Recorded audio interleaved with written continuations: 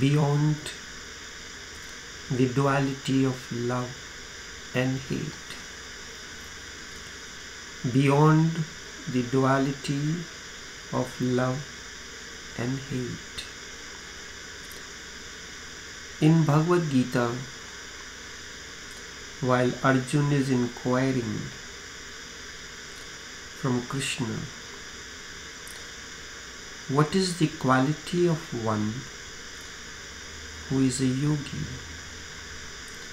So Krishna एक example देते हैं. Krishna gives one example, and through that example he covers the entire subject. He says, Sitoshna Samudukha. Sitoshna, this is a Sanskrit word, combined two words, sheet and ocean. Sheet means cold and ocean means summer. Sama dukkha. Sam means equipoised. And when who is equipoised, he is beyond dukkha, sukh or dukh, happiness and sorrow, beyond both happiness and sorrow. The two exist like a coin. The coin has two sides, head and tail. You may be facing head or tail. But somewhere, if this coin could be animated to become a tunnel, so somewhere the two boundaries are merging into one another. The head is not head alone, tail is not tail alone, but head and tail are merging in an imaginary region. Somewhere that you cannot see, that head and tail are merging into one another. They are becoming one. And if you want to enjoy what you can get out of this coin, what you use the coin to transact something, you give your coin to get something that you require, that you need. And when you are ready to give up that, only then in exchange you get something. Simple principle of economics. When you give your duality, you feel something within which is neither of the two. So the duality of head and tail, the duality of love and hate, the duality of heat and cold. One who is equipoised, not affected by either of the two, is equipoised, and he is a yogi, one who has excelled in yoga. The duality, the two aspects always stay together. The person whom you love, you hate as well. A love that has hate behind the surface is not real love. It must be freed from hate of any kind. A love that has hate behind the surface is not the real one. The real love is beyond all dualities. Then you cannot call it love.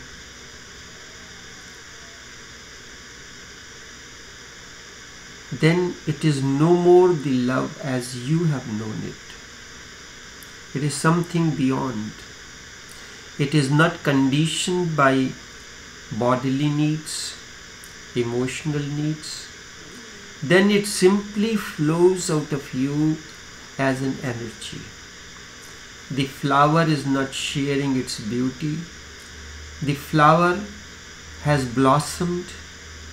Its beauty is spreading beyond the horizons. The flower has blossomed. It is not calling anyone, but its attraction is so tremendous. Like the lamp is lit, its flame is inviting. Its flame is inviting, and verily one asks, how do you do that? How can I become one like you? Under the lamp, under you there is darkness, yet still you remove the darkness all around. How can I be one like you? It is not conditioned by bodily or emotional needs. That is why it is called love. Love is beyond the bodily needs and that of emotional needs. Then it becomes an energy. Such love is indeed the fragrance of your being, the fragrance of the flower. Flower, the lotus that you are. Those who love and then hate are not the real lovers. Love in such a person has not yet transcended beyond the biology and emotions. Biology is ingrained, embedded into your body, and emotions form the part of the mind. Those who love and then hate are not the real ones. Love in such a person has not yet transcended beyond the biology, beyond the emotions, and this happens when existential bioenergy continues to move downwards and it has not yet found the upward trend. The moment it finds its upward trend, everything begins to change. In that case, it becomes very difficult for you to love others, and there always remains a tension. In that case, only love towards master and the mother gives you a fulfillment, a freshness. This happens because you have not yet discovered your center. The moment you have discovered your center, the flower has blossomed and its beauty and the fragrance begins to spread. At times, this can become a frustration when you realize that the other still remains the center of your love and bliss, whoever it may be, but in reality the other must not be the center. Means the other is attracting you. Love has not become spontaneous and natural for you. When it becomes natural, the flower has blossomed, and in the blossoming of that flower, something begins to happen. Something begins to happen. Then you have reached to your center. It's like you are at somebody's place. Can you feel relaxed? You feel relaxed only when you return to your home where you have freedom. And the moment you return to your home, you are free. You can take a rest. So when you reach to your center, only then you feel restful. The moment your love is not centered on the master, mother, or anyone else, you will discover your center and will make you to be happy. Whenever your love is centered on anyone, including the master, that will only create problem. That's why my emphasis is to free you even of me. So in order for you to feel loving, you do not have to depend on me. Love becomes your fragrance. And when it becomes your fragrance, your center has blossomed, then it does not matter who it is in front of you. Your love continues to flow. You will love the master or husband, but you will certainly find something that you do not like or hate, or you may find someone else to hate. This is natural, and this is what happens. Unless you cannot be freed of me unless I free you. I free you of me, make you so independent. That's what I can do. Give you freedom, freedom to think, freedom to make your own decisions. Yes, in the beginning, I had to guide you how to listen to your innerness. And the moment you start listening to your innerness, your silence, you will realize that the petals of your being begins to open its petals. And a moment comes in when it has blossomed, there is your inner lamp is lit. The moment it is lit, then you are freed of everything that stays outside. Even the master stays outside you. It is natural, and this is what happens. If you love your master, then you will begin to hate or condemn all other masters. If you love Ram, then Krishna and all other forms of God will become enemy, and you will not like them. If you love Jesus, then there is no way for you to love Muhammad.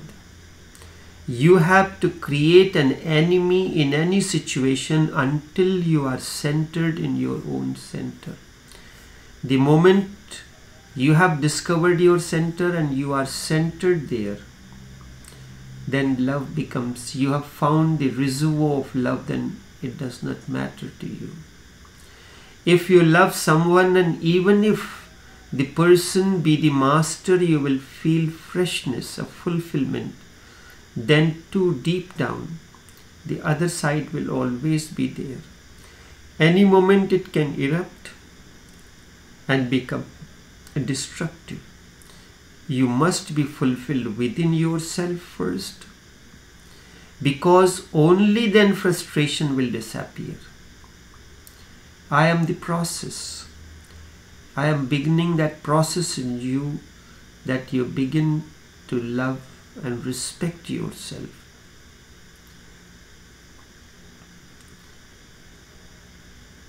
You must be fulfilled within yourself first, because only then the root of frustration will disappear.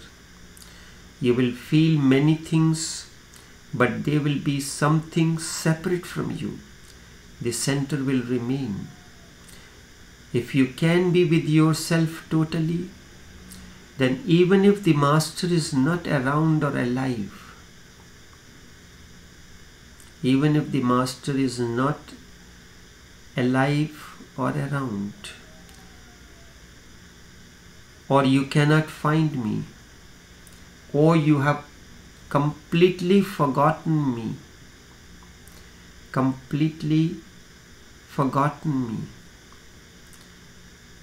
when you are centered in your being, you can feel a subtle gratitude towards someone, but that will be a different thing.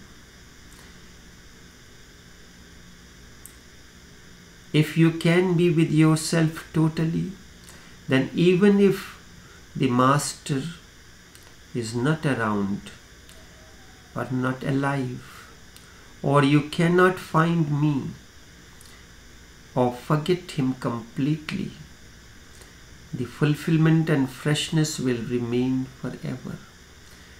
The love's flower once blossomed never withers away. Beyond time and space, it always remains fresh. Then when you are centered in your being, you will always feel a subtle gratitude. Sometimes, in certain moments, in the company of the Master, you feel that. You feel that subtle presence, something that you cannot express, but you feel something. But that will be a different things. In order to feel the energy that surrounds the Master, you need not get attached. There is no need to think in terms of love. There is no need in terms of the physical or emotional attachment. Because the very term, as we know, is bound up with its opposite. It seems difficult to understand. If you love me, it seems inconceivable that you could hate me. But it is a common phenomenon. When somebody is dreaming, he cannot know that what he sees in the dream is just a dream. During the time when you are dreaming, you do not consider that this is a dream. You consider dream to be a reality. He cannot conceive of how it could be unreal. The same thing happens when someone is in love. You cannot conceive of how he could hate his loved one. But then, when he begins to hate the other, he cannot conceive of how he could have loved the person once. You have loved the person once and now you hate. One without whose sun never rose and never set in your life, no ripples arise in you for that person. Those who love and then hate are not the real lovers, but the mind goes on finding the reasons. If you love someone and you cannot conceive of how you could hate him or her, then the mind says, this is not real love. Or this is part of love. Hate is the part of love. Then when you begin to hate that person, the mind says that although you were the real lover, the other was not worth loving.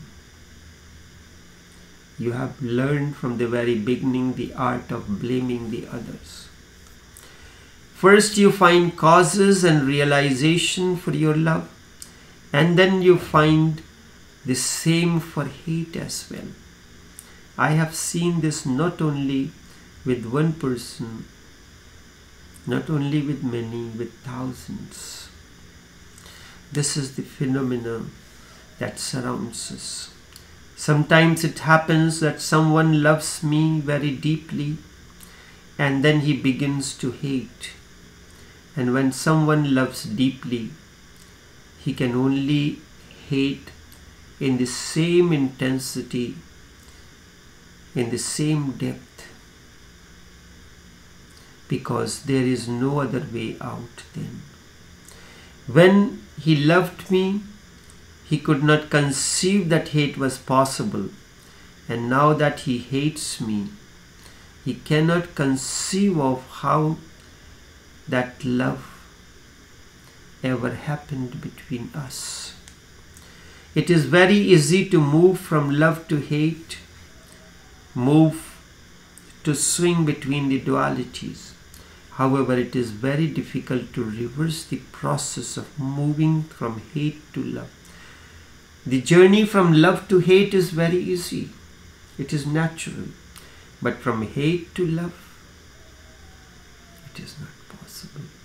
It is not possible from hate to love. There are many reasons for it. You can move from hate to love, however, you can move from love to hate very easily. You do not have to make much effort for it.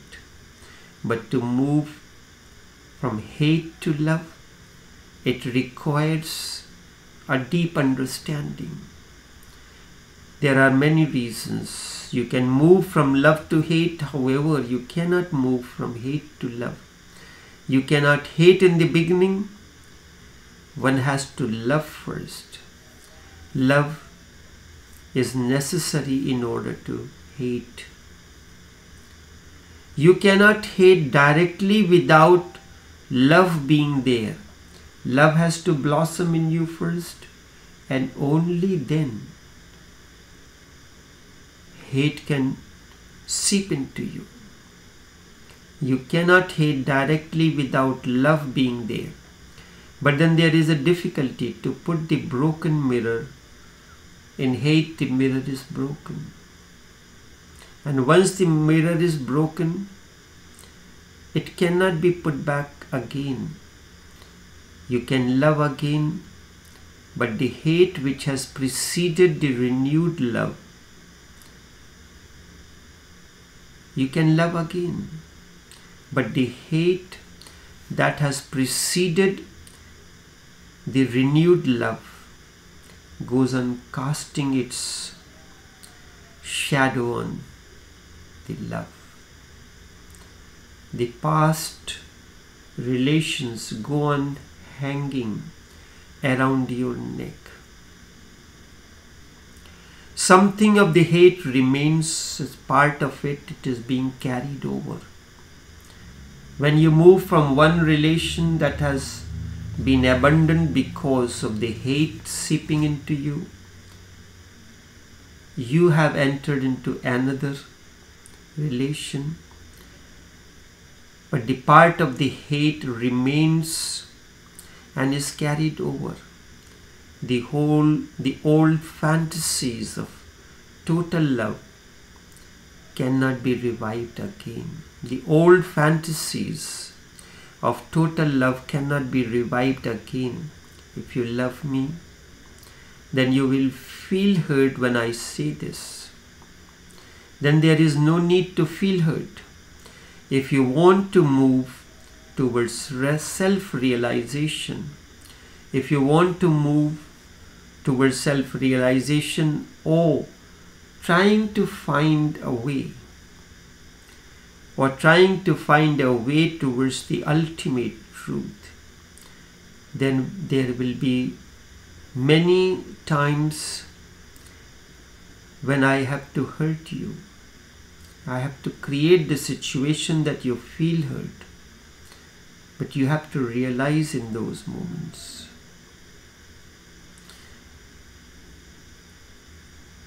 when I will have to fight against your fallacies, I know that your love can become hate any moment. And just as love has freshness, hate too have freshness. I have to create the situations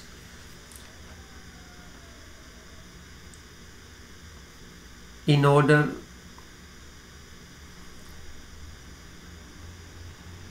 to remove your fallacies. However, beyond love, there is something called compassion that can come to you Compassion can come to you. It can come to you only if you have attained to inner flowering. The moment inner flowering happens, you have attained to that aspect of love which is beyond the duality. You have attained to your inner flowering, and now you are at your center, no one else.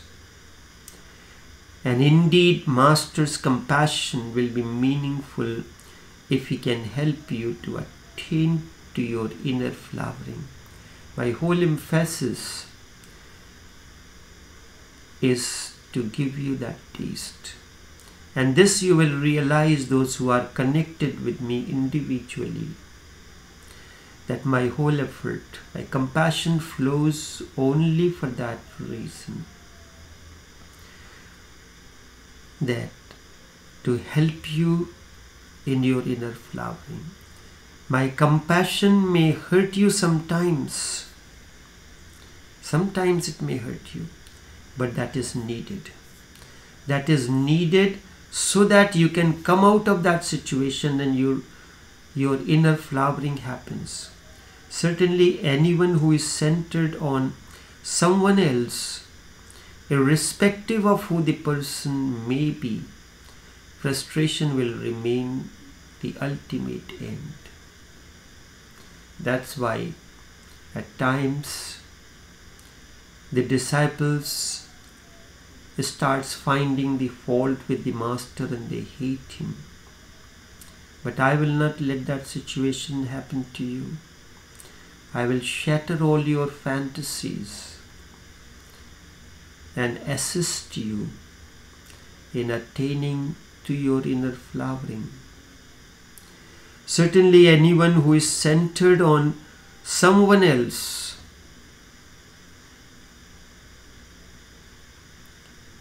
irrespective of who the person may be, frustration will remain the ultimate end. My emphasis is to free you of others, including me.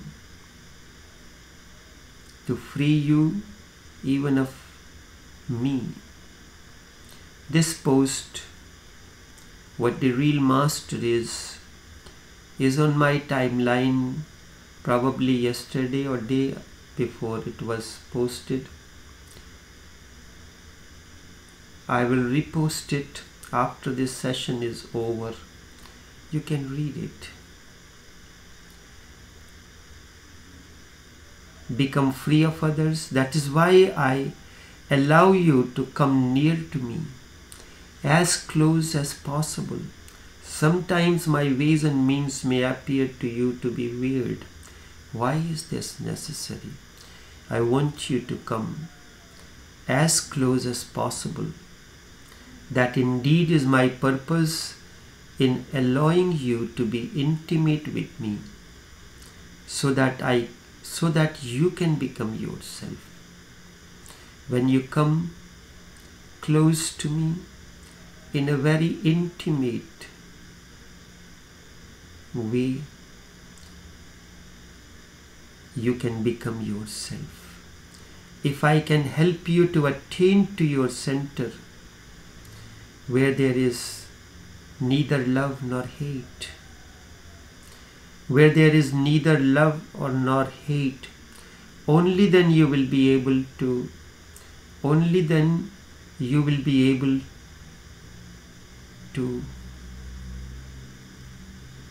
attain to your center. You will be able to have another altogether different relationship with me.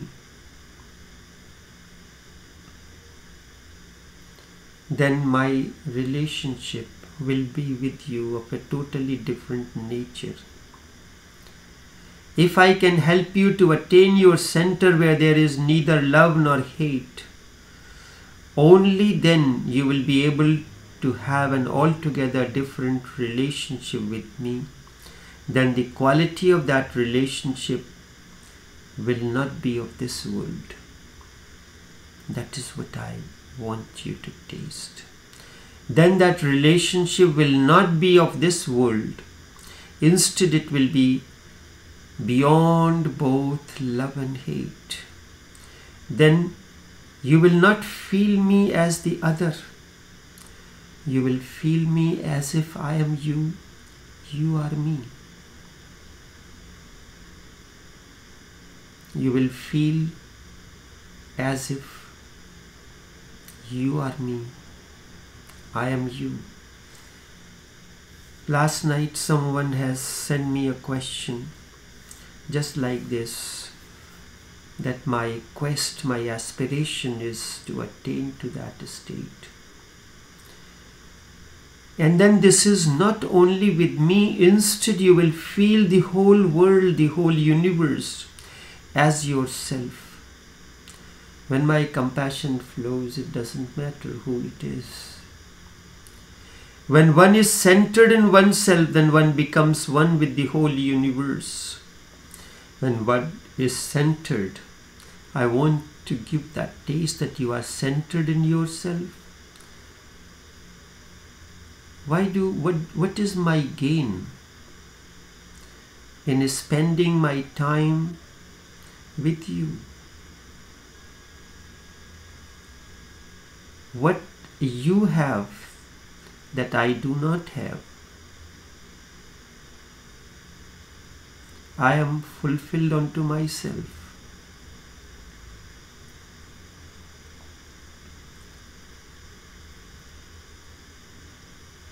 And when you have reached to your center, then this is not only with me, instead you will feel that oneness with the entire world, the whole universe as yourself. When one is centered in oneself, one becomes one with the whole universe, the whole, everything you are one with. This is what the expression or the assertion of Ishopanishad is. When it says Isha Vasyamidam Sarvam, that consciousness that you call as God is me. It's part of me. It has blossomed in me. It is the inner blossoming, pervades the entire cosmos. Isha Vasyamidam Sarvam Yat Kinch Jagatyam Jagat Tena Tyaktena Bhunjitha Ma Gradha Kashyashvidhanam. This is what the expression of the assertion of Ishopanishad is. But if you are centered in the other, then you will always be in trouble. That is a natural consequence. And the natural law never allows any expression. It is absolutely merciless. The moment you are centered, your flower has blossomed. You are no more conditioned by the love which is followed by hate. Instead, you are beyond both love and hate. That's where you will feel that entire world is in you. The cosmos, the birds, the flowers, the mountains, the rivers, these are all part of you. Love is an unseen but realized truth. It is your very fragrance, your heartbeat, your breath. It is power within that knows beyond our knowings. And you come to realize that we are not aliens nor as strangers joined. We are bound to each other by a causeless force.